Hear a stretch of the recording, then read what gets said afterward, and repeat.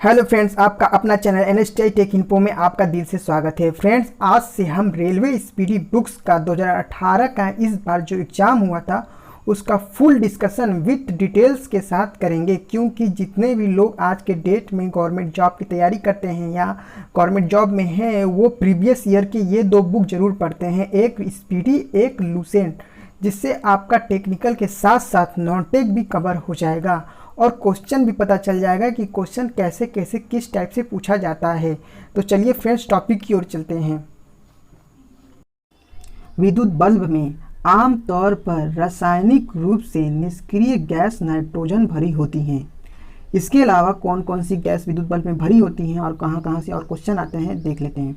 तो आवर्त सारणी में अगर देखा जाए, आधुनिक आवर्त सारणी में, तो वर्ग 18 के तत्व जितने भी होते हैं वो निष्क्रिय गैसें कहलाते हैं। जैसे बात करें हीलियम की, हीलियम ले लीजिए, चाहे आप नियॉन, आर्गन, क्रिप्टॉन, जेनॉन और रेडॉन, इन सभी तत्वों को निष्क्रिय गैस कहते हैं जो वर्ग 18 में रखा गया है। ये क्वेश्चन पूछता है फ्रेंड्स, इसे आप लोग याद करके रखेंगे। इसके अलावा और देख लेते हैं कौन कौन से क्वेश्चन आते हैं इससे संबंधित। तो आधुनिक आवर्त सारणी के जनक मोजले को कहते हैं, जिन्होंने परमाणु क्रमांक के आधार पर तत्वों को समझाया था। किस आधार पर? परमाणु क्रमांक। ठीक, परमाणु क्रमांक के आधार पर किसने?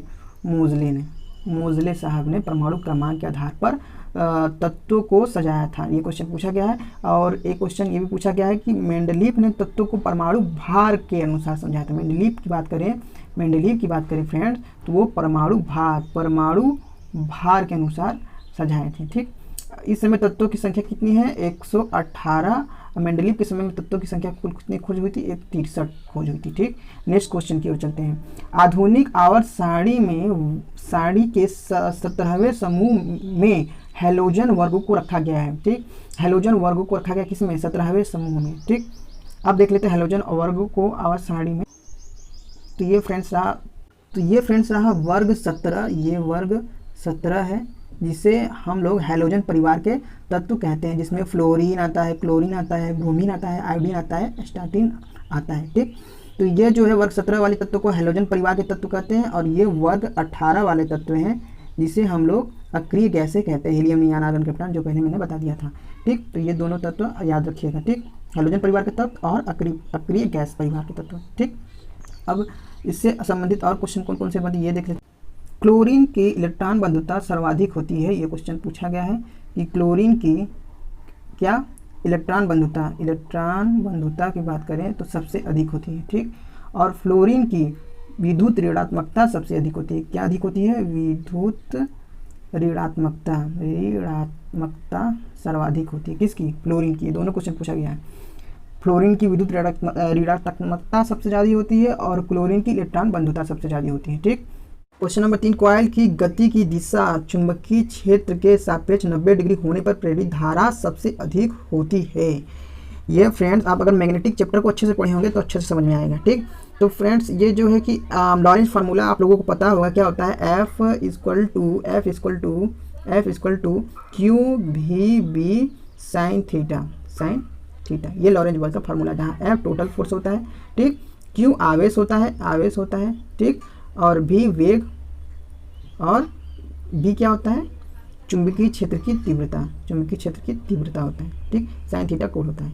ठीक, अगर हम F equal to sine theta की जगह अगर हम लोग 90 डिग्री रखेंगे, क्योंकि क्वेश्चन क्या कर रहा है, 90 डिग्री होने पर धारा हमें प्राप्त होता है। ठीक, अगर 90 डिग्री रखने तो 90 डिग्री का मान कितना आता है? 1 आता है कि नहीं? तो F इक्वल टू क्या हो जाएगा? तो F equal to Q V B हो जाएगा। ठीक, इसका मतलब इस कंडीशन में क्या होता है कि मैग्नेटिक फील्ड क्रिएट होते हैं और कॉइल जो है कि मैग्नेटिक फील्ड क्रिएट होने के कारण फ्लक्स करता है और कॉइल घूमने लगता है और विद्युत धारा उत्पन्न हो जाता है। ठीक, अगर हम फ्रेंड्स साइन थीटा की जगह अगर हम जीरो रख दें, अगर तो साइन जीरो का मान कितना होता है? साइन जीरो का मान अगर देखें तो 0 हो जाएगा। तो उस कंडीशन में क्या होगा? F इक्वल टू 0 टोटल हो जाएगा। तो F इक्वल टू 0 होने पर क्या होगा? मैग्नेटिक फील्ड क्रिएट नहीं होगा और कॉइल हमारा नहीं घूमेगा। ठीक, तो ये फ्रेंड्स मैग्नेटिक चैप्टर का क्वेश्चन पूछा गया था। ठीक, नेक्स्ट क्वेश्चन देखते हैं।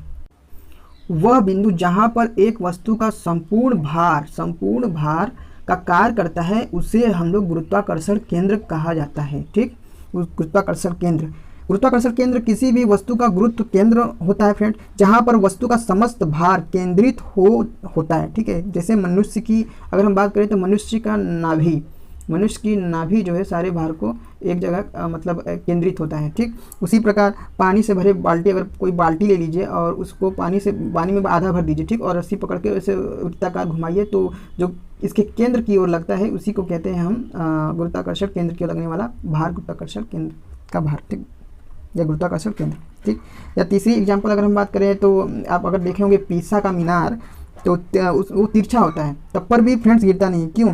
क्योंकि उसका गुरुत्व केंद्र जो है किसी स्थान पर जो सारे भार को संभाला हुआ है। ठीक, इसी कारण नहीं गिरता है, गुरुत्वाकर्षण केंद्र किसी भार को संभाला। गुरुत्वाकर्षण के बाद वो ऑक्सीजन का उपयोग करके पाइरूवेट का विभाजन माइक्रोकांडिया में होता है। ठीक, इससे और कौन कौन से क्वेश्चन बनते हैं? तो माइक्रोकांडिया शब्द का सर्वप्रथम प्रयोग की बात करेगा तो किसने किया था? सी बेंडा ने किया था। किसने? सी बेंडा ने सर्वप्रथम माइक्रोकांडिया शब्द का प्रयोग किया था। और खोज माइक्रोकांडिया की खोज किसने किया है? तो वो अल्टमैन ने किया है। किसने किया है? अल्टमैन ने किया है माइक्रोकांडिया की खोज। ठीक, माइक्रोकांडिया को क्या कहते हैं? Power house. किसका पावर हाउस? माइक्रोकांडिया को कोशिका का पावर हाउस कहते हैं। ठीक, या ऊर्जा घर भी कहते हैं। और माइक्रोकांडिया के अंदर डीएनए पाया जाता है। क्या पाया जाता है? डीएनए पाया जाता है। ठीक, उसके बाद क्वेश्चन नंबर 6 क्या पूछा है? हाइड्रा मुकुलन द्वारा पुनरुत्पादित करता है और पुनर्जनन को कार्यान्वित कर सकता है। कौन? हाइड्रा। अब हाइड्रा परिवार में कौन कौन से जितने भी जलीय जंतु होते हैं, जिसमें जैसे तालाब में अगर देखा जाए तो कुछ जलीय जंतु होते हैं जैसे जो कि शैवालों में चिपके रहते हैं, उसी को हाइड्रा परिवार तत्व कहते हैं। शैवाल में, झील में आपको देखने को मिलेंगे। इसकी जातियों की टोटल बात की जाए तो लगभग 20 जातियाँ पाए जाते हैं। ठीक, इसका जो वर्तमान नाम लिनियस ने दिया था। ठीक, इसका वर्तमान नाम किसने दिया है? लिनियस, जो एक वैज्ञानिक थे, इन्होंने ही इनका वर्तमान नाम दिया था। ठीक, और इसका सर्वप्रथम खोज की बात करेंगे तो खोज किसने किया है? वो थे लुवेनहॉक। किसने? लुवेनहॉक ने किया था खोज। ठीक, खोज लुवेनहॉक, वर्तमान नाम लिनियस और कुल जातियों की संख्या 20। कहाँ पाए जाते हैं? तालाब, झील और में पाए जाते हैं। ठीक, नेक्स्ट क्वेश्चन की ओर चलते हैं। चंद्रमा पर किसी वस्तु का भार पृथ्वी के भार का 1/6 गुना होता है। सपोज मान लीजिए ये आपका है चंद्रमा और ये आपका है पृथ्वी। ठीक, तो 1/6 होता है कौन? चंद्रमा। ठीक, भार ही चेंज होता है फ्रेंड्स, ना कि द्रव्यमान चेंज होता है। ये पॉइंट याद करके रखिएगा कि हमेशा भार चेंज होता है, ना कि द्रव्यमान। ठीक, मान लीजिए ये 600 kg का कोई पिंड है, अगर वो चंद्रमा पे जाएगा तो कितना हो जाएगा? वो हो जाएगा 100 kg का। ठीक, तो ये चीज़ ध्यान रखिएगा। ये हमेशा फंसाने के लिए पूछ देता है कि चंद्रमा पर जो है पिंड, अगर किसी पिंड को ले जाए तो क्या चेंज होता है। कई सारे ऑप्शन दे देते हैं, तो उसमें ध्यान रखिए कि भार चेंज होता है, ना कि द्रव्यमान। ठीक, द्रव्यमान फिक्स रहता है। रासायनिक अभिक्रिया जिसमें गर्मी उत्पन्न होती है उसे एक ऊष्माक्षेपी अभिक्रिया कहते हैं। चलिए, ये 2 प्रकार के होते हैं फ्रेंड्स। एक होता है ऊष्माशोषी अभिक्रिया। ठीक, और दूसरा होता है ऊष्माक्षेपी, जो कि क्वेश्चन में पूछा गया है। तो दोनों देख लेते हैं। तो ऊष्माक्षेपी वो क्या होता है? जिसमें गर्मी निकाल दिया जाता है, छेपी निकाल दिया जाता है। और दूसरा होता है ऊष्माशोषी। तो ऊष्माशोषी में क्या होता है फ्रेंड्स? गर्मी को अवशोषित कर लिया जाता है। ठीक, छेपी मतलब निकाल देना और शोषी मतलब सोख लेना। ठीक, नेक्स्ट क्वेश्चन। टेस्टोस्टेरोन हार्मोन युवा अवस्था के समय लड़कों में दिखाई देने वाली उपस्थिति में बदलाव लाता है। ठीक, तो टेस्टोस्टेरोन हार्मोन को फ्रेंड्स हम लोग सेक्स हार्मोन के नाम से भी जानते हैं। कौन सा हार्मोन? सेक्स हार्मोन के नाम से भी जानते हैं। ठीक, और इस हार्मोन से पुरुषों की मांसपेशियों के साथ साथ पुरुषों का टेस्टिस, प्रोस्टेट ग्रंथि जो होता है उसके भी विकास में सहायक होता है। ठीक है फ्रेंड्स। ठीक उसी प्रकार लड़कियों में पाया जाने वाला हार्मोन होता है जिसे हम लोग कहते हैं प्रोजेस्टेरॉन। अब प्रोजेस्टेरॉन क्या क्या करता है? तो उसी प्रकार जिस प्रकार पुरुषों में विकास के लिए ये टेस्टोस्टेरोन हार्मोन इंपॉर्टेंट रखता है, ठीक उसी प्रकार लड़कियों में विकास के लिए प्रोजेस्टेरॉन हार्मोन इंपॉर्टेंट रखता है। ठीक, परमाणु संख्याओं के आधार पर तत्वों को वर्गीकृत करने का श्रेय किसे जाता है? मोज़ले को दिया जाता है। हम पहले बता चुके हैं। तो आधुनिक आवर्त सारणी में तत्वों को परमाणु क्रमांक के आधार पर अगर देखा जाए तो किसने सजाया है? मोज़ले साहब ने सजाया था। और मेंडलीफ ने परमाणु भार के अनुसार सजाया था। कौन परमाणु भार किसने सजाया था? तो मेंडलीफ ने परमाणु भार के क्रमानुसार सजाया था। ठीक, तो आधुनिक आवर्त में तत्वों की कुल संख्या इस समय कितनी है वो भी देख लीजिए, 118 है, जबकि मेंडलीफ के समय में कितनी थी? 63 थी। ठीक, और वर्ग आधुनिक आवर्त सारणी में वर्ग कितने हैं फ्रेंड? तो वर्ग है 18 और आवर्त कितने हैं? आवर्त होते हैं आधुनिक आवर्त सारणी में वो है 7। ठीक, इतने चीज़ को याद रखिएगा क्योंकि ये सारे क्वेश्चन पूछे गए हैं। ठीक, तो चलिए फ्रेंड्स, आज के लिए एक सेट कंप्लीट हो गया, वो भी फुल डिस्कशन के साथ। अब मिलते हैं नेक्स्ट सेट में, वो भी फुल डिस्कशन के साथ रहेगा। अभी के लिए इतना ही। थैंक्स फॉर वाचिंग, और चैनल को सब्सक्राइब भाई शेयर जरूर कर देना ताकि और लोगों को भी इसका फ़ायदा मिलता रहे। So thanks friends.